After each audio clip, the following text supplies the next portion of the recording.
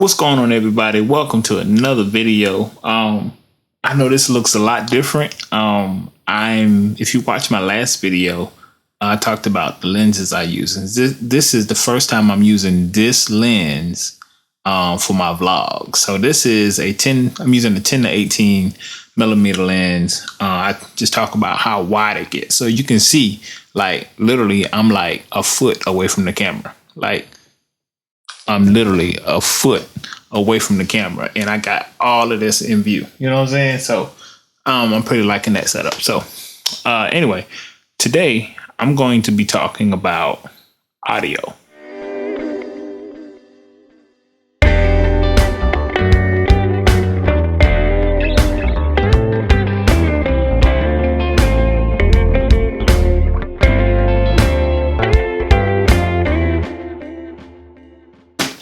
That's my audio bag right here. So bring it closer. This is what I use. This is where I keep all my audio gear, most of it anyway. And then I'll go through the bag and show you some of the pivotal stuff that I use to really get good audio. Because audio is important for video, but really, audio is half of it's half of the production, man. Having good audio, being able to hear, being able to really feel what your subject is saying, or being in the atmosphere of whatever is happening, whatever is going on, like just having that atmosphere, being in the presence of whatever that subject is. The audio is really going to tell you whether production is good, whether you're there or not, or whether you're far away. So yeah, audio is very important in the video. A lot of videographers don't put as much into their audio as I do, or as they should, because, you know, we're visual people. But my background is audio first. I'm a musician first. I was a musician all my life, so I know the importance of audio. So yeah, I really incorporate good audio with my videography work, mainly because it's one of the biggest parts of having good visuals, is having an audio to match in quality. So here we go. All right, so this is my bag. I'm going to start with this audio recorder. So this is a Zoom H4n Pro. I started with the H4n, and it was great. I went through two H4ns, both of them for my own. I tore them up myself. Not that they're not reliable. It's just I tried to take a cheap way out in powering these things, because the battery can drain out pretty fast if you are using them to maximum capacity like I do. So when I called Zoom the second time, when I called Zoom after the second one went out, I was like, you know, why am I having this issue?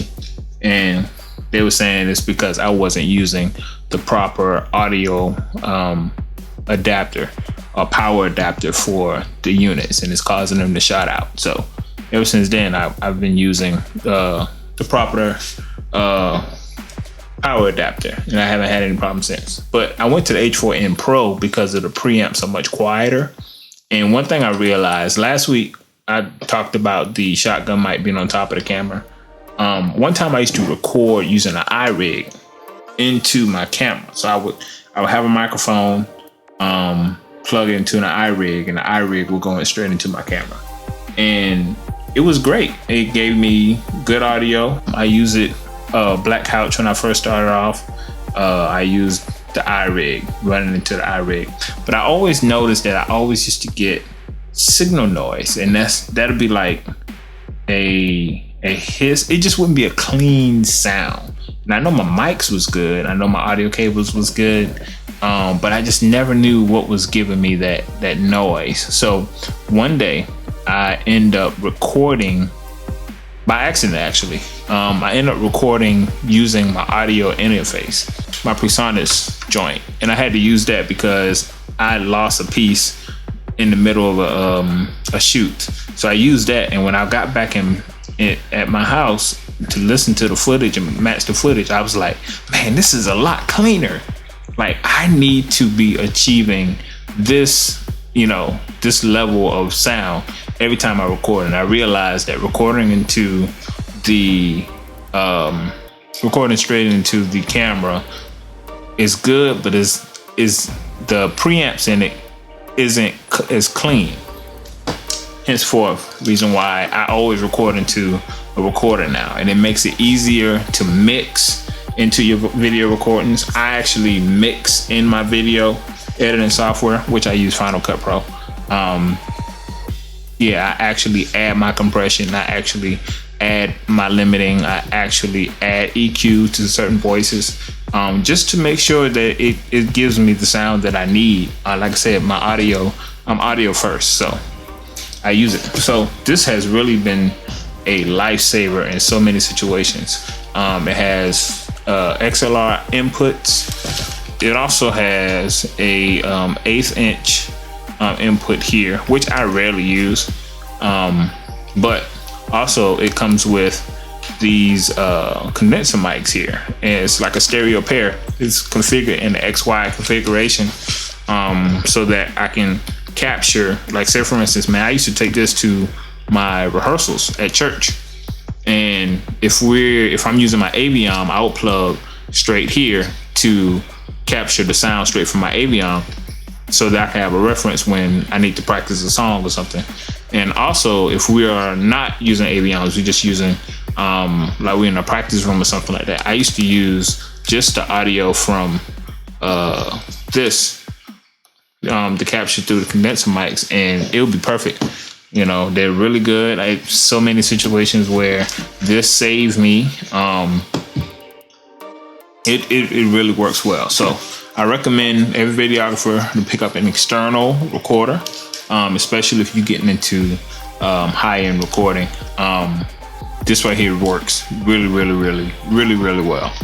Yep, I can't stress it enough. So that's the H4n. Now, also, I have the Zoom H1. Now, this is a mini version of this right here. But you see how small it is. I use this a lot for recording directly from like a lav mic. Now, every now and then I will use because I got the stereo pair as well. But mostly what I use this for is like using a lav mic. And I'm gonna show you what lav mic I use. So this is a lav mic I use, and this helps out. Everybody knows that I do Tim video recordings. Tim Bowers. If you don't know who Tim Bowers is, check out his channel. I'll link it here. But Tim Bowers is a motivational speaker, and one of the big things about his video is making sure that the audio is good too. So weddings is another thing. When they are speaking, or when they're doing the vows, or sometimes you're not close enough, or either the room is echoey. You want to make sure that you get the vowels in your video. So I'm usually miking up my speaker, either miking up the groom or miking up whoever's speaking the most. Especially in a wedding setting, like if I mic up the groom, I'm able to capture the groom, and usually when it's time to speak, you're close to the bride. So the bride, I don't have to worry about not capturing the bride, because the bride is close when she's speaking. And also the pastor. The pastor is going to speak loud enough to project throughout the entire room, whether they have a mic or not. And this captures all three people perfectly. It's always it's really good to have. So I use my lav mic, plug it into my H1, set the button. The recording life lasts really long. Put it in their pocket. We good to go. Got crispy audio from the lav mic. Here I have 3 different types of mics. You have your dynamic mic. You see a lot of this on stages, or when people are presenting. You see this very popular. This is a dynamic mic. This is a pencil condenser mic. You'll see a lot of this Those of you that large churches that may, they may have the drums mic'd up. You may see this on the drums, or you may see this on the choir stand. Some condenser. And then I have my shotgun mic, and it have a specific purpose as well. Most of you will see this with professional video work. Yep. So let's talk about, as a videographer, why is it important for me to have a dynamic mic? All right, so some situations I use a dynamic mic if we're in a very loud room. If I need to do a quick interview or something like that, I use this almost like a broadcast. So what I will have my interviewer to do is to say something and then point the mic to the person that's speaking. With a dynamic mic, it's not going to pick up a whole lot of sound this way. Like whatever is in front of it is not going to pick up that sound. It's going to reject that sound. It only pick up what's in front of it.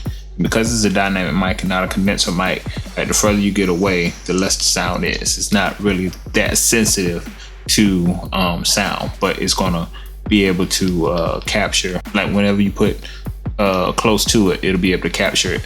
And the further away, it kind of rejects it. That's the importance of having this. So this works very well in a broadcasting situation where I'm in a very loud room or a very busy area. This mics work perfect. Moving on to condenser mic. Now this condenser mic is a lot more sensitive. So having it this close, like even like holding it like this, it would pick up a lot of noise because it's very sensitive. So in this situation, usually I would use this in a much quieter room. I would, if I have more than one subject, more than one person that's doing an interview, and you see, I used to use this all the time for my black couch sessions. Still use it if I'm interviewing someone. Just one mic, I will have this hanging in between me and the other person that I'm interviewing, and it's able to capture both of us at a good volume rate, because it's very, very sensitive. And it's important to be in an area that doesn't have a lot of noise, because this mic will pick it up. There's no need to have it close to you. Once you like hang it up right here, should be good to go. And it, it's right off frame, and it'll be able to pick up both subjects or multiple subjects. That's what I use this mic for. It's a pencil condenser. This is made by CAD. This is CAD C9. Again, like I said, this comes from the audio world. It just worked well in my video productions. And last but not least, you have a what we call a Supercardioid microphone. And what a Supercardioid microphone is, it picks up what's in front of you and rejects everything on the side. So it's almost like having both of these put together. Remember I was saying that this right here rejects everything that's behind it. And then this right here picks up everything. So this mic is like a condenser, but very focused into what it picks up.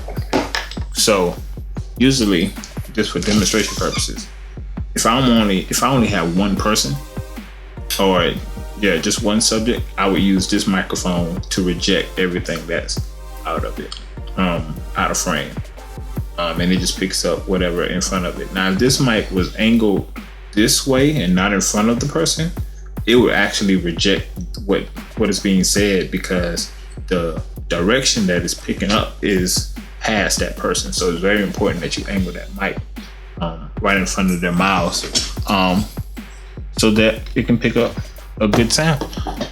And I use this a lot. This is an Asden SGM 2X, and the reason why it's 2X because it's actually two mics. I can unscrew the attachment here, and it turns into a condenser.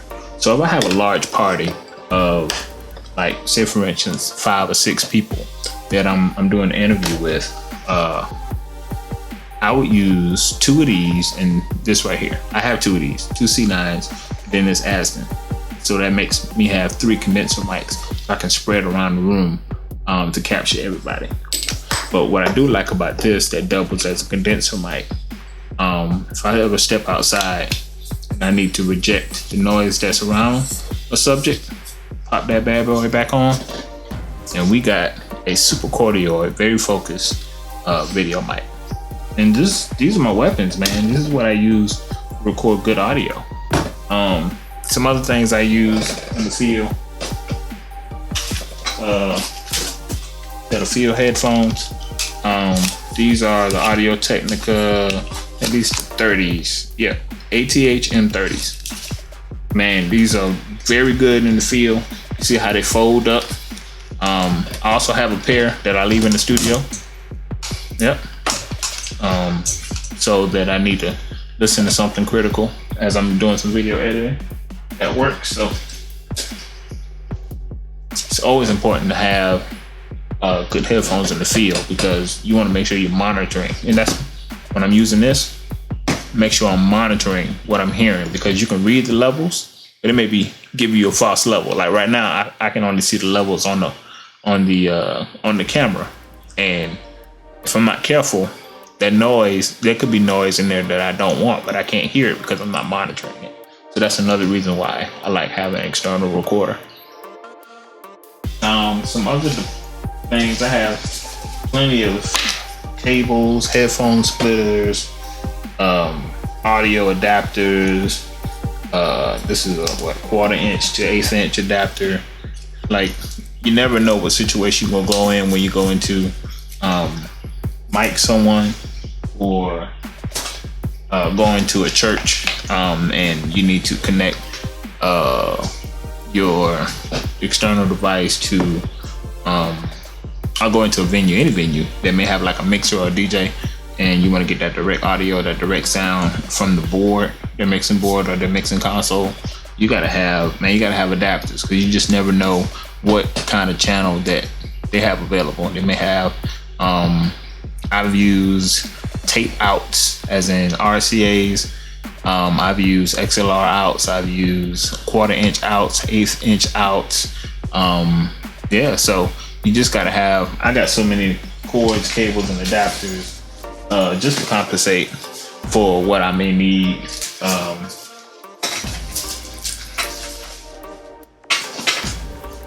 We'll talk about this thing in a second. Yeah, I got a bag. It's a bag of connectors. You know, but like I say, you just never know what you're gonna need for a shoot, and you got to be able to get to it really quickly. I need to reassess and go back to Guitar Center and double up on some things, because I think some of these things may be worn out. But it's good to have everything in the central location. So this is an Ankler Power Core 2000. And this is the power bank I use now. I'm gonna show you the one I used to use.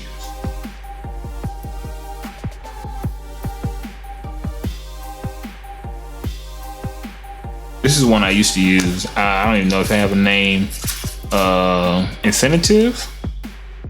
Okay, cool. The battery capacity on this thing is 3,600 watt hours, and this right here is, I think it's 20,000.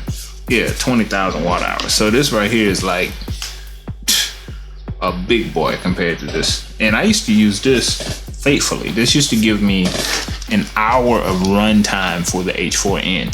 Remember I was saying that the batteries go through quick. So I would, for an interview, say for instance, I just did a project with a group of people, and every time we sat down to do interviews with people, we had to do it like 3 hours. I have to schedule like 3 hours of interview time. So with this right here give me about an hour and a half, and batteries just give me an hour and a half. And by the time the end of the day, I went through batteries and this thing as well. Now, and I know this to be true because something happened this weekend. I'm gonna tell you about it. This right here, this lasts just about a full day. This right here can pull and really power this for about 24 hours. How I know this? Because I left these items at my last shoot, and I checked the footage. I checked the audio on the H4n, and it was up to 17 hours. I didn't even go. I think it might have just stopped recording. But it was like 17 hours straight. So I'm pretty sure that this thing can last a very long time. And it's not going to shout out my H4n because I have the proper cable to run this to this that Zoom recommended. So no more plugging into the wall. As long as I got this charge, my H4n should work fine. If I need to use phantom power for my mics, that should be able to push it. So that's pretty much it for audio. If you want me to show you some of the mixing techniques that I add to my audio to make it really sound good and to make sure it's well balanced, let me know in the comment section and I'll do a quick video for that. Again, I appreciate you guys for watching. Like this video. If you're not a subscriber, definitely subscribe to the video. Subscribe to the channel. Sorry about that. Got some new things that's coming up, so definitely stay tuned. And this is the audio section of my gear playlist. Thank you for watching. I'll see you on the next video.